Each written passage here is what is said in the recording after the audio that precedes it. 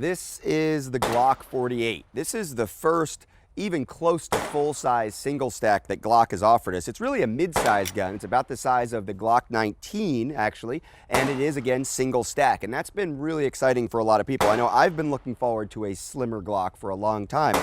This is a 10-round gun built around a proprietary magazine. I'm gonna go ahead and take my glasses off now that we're not shooting. We can take a closer look at this. Again, the gun is completely safe now and empty. This is an empty magazine.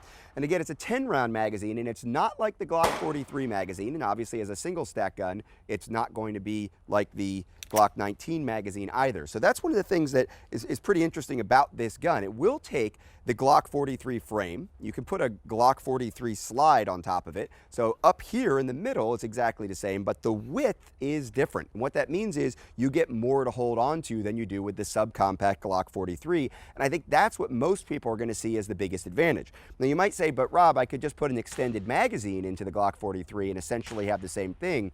But what you're missing, again, is that width. This width spreads out recoil, gives you more controllability, and the other thing that makes this gun more shootable is the extra slide length. So you've got more slide length out in front of your hand, and that's really important. This is a just over 4-inch long slide and barrel. What that means is you get a longer sight radius.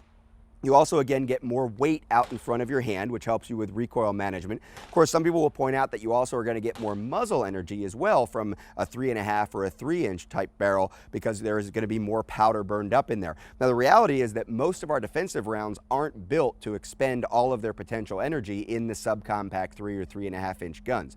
4 inches isn't going to be enough either, but that gets us more power. So we have more power, longer sight radius, so for higher precision capability, but most importantly is the controllability that comes from the Glock 48. I think this gun is going to fit a lot of people's needs as far as concealed carry go. Now I've got a holster set up here for appendix carry. Obviously I could untuck this shirt and cover that up, and it's going to be just great. Now there are going to be extended magazines and everything else that you could possibly want. Your spare magazine, it would probably make sense to have those magazine extensions, and that's probably going to get you up into the 12, 13, or even 14 rounds in the single stack configuration.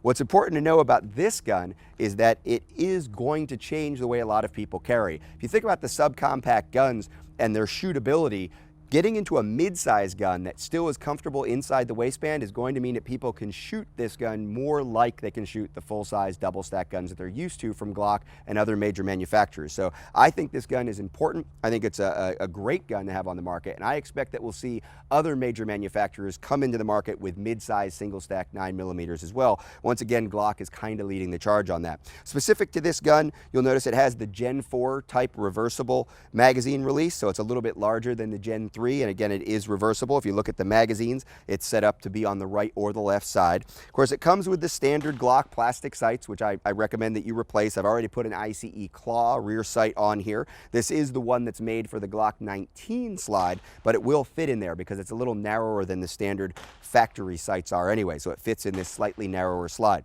The other thing about this gun some people are going to like is what I consider more of a controversial addition, which is the front serrations. I don't like to see manipulations of the gun up by the muzzle in front of the ejection port, but the market definitely is interested in this, so you will see that a lot of people like that.